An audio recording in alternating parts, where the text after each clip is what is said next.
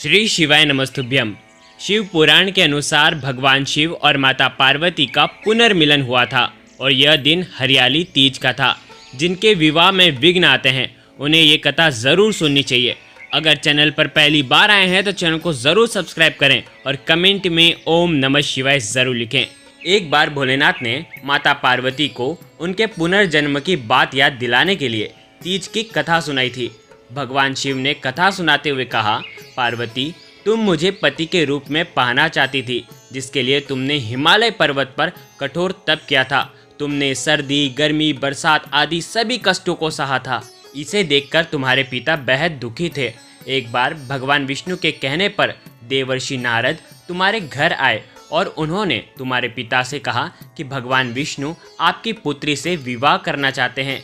आपकी क्या राय है? यह सुनकर पर्वतराज बेहद खुश हुए और वह अपनी पुत्री का विवाह भगवान विष्णु के साथ करवाने के लिए तैयार हो गए। यह समाचार नारद जी ने विष्णु भगवान को दिया, लेकिन जब यह बात तुम्हें पता चली तो तुम नाराज हो गई, क्योंकि तुमने मेरे लिए घोर तप किया था और तुम मुझे मन ही मन में अपना पति मान चुकी थी। यह बात तुमने अपनी सहेली को बताई, तब उसने तुम्हारी मदद करने के लिए तुम्हें घने वन में छुपा दिया। वह वन ऐसा था जहाँ पर तुम्हारे पिता कभी तुम्हें ढूंढ नहीं सकते थे। इस वन में तुम लगातार तप करती रही। पर्वतराज तुम्हारे न मिलने से परेशान थे। वह चिंतित भी थे कि यदि भगवान विष्णु बारात लेकर के आ गए और तुम नहीं मिली तो वे नाराज हो जाएंगे। भोलेनाथ माता पार्वती से कहते हैं कि धरती पाताल एक करके भी तुम्हारे पिता तुम्हें नहीं ढूंढ पाए, क्योंकि तुम उस वन में एक गुफा के अंदर मेरी आराधना कर रही थी। तुमने रेत का शिवलिंग बनाया था। तुम्हारे तप से प्रसन्न होकर मैंने तुम्हारी मनोकामना पूरी करने का विचार किया था।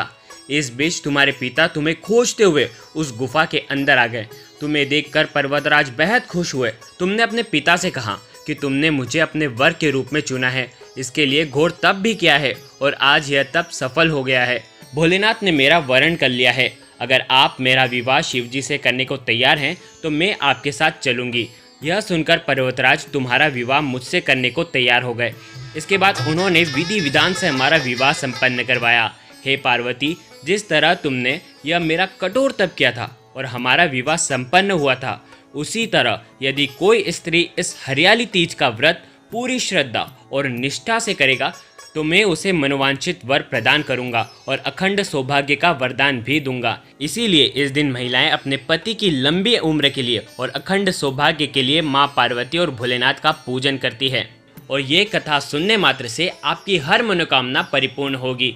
ओम नमः शिवाय।